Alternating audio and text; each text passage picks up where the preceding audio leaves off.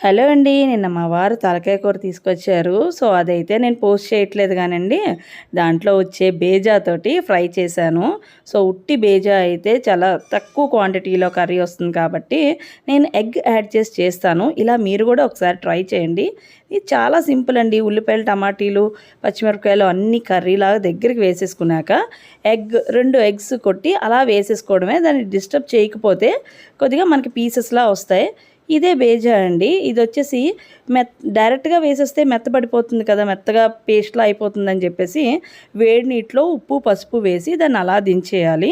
అది కొద్దిగా హార్డ్ అవ్విన తర్వాత తీసేసి ముక్కలు కోసి ఇలాగా యాడ్ చేసేసుకోవడమే. అంతేనండి.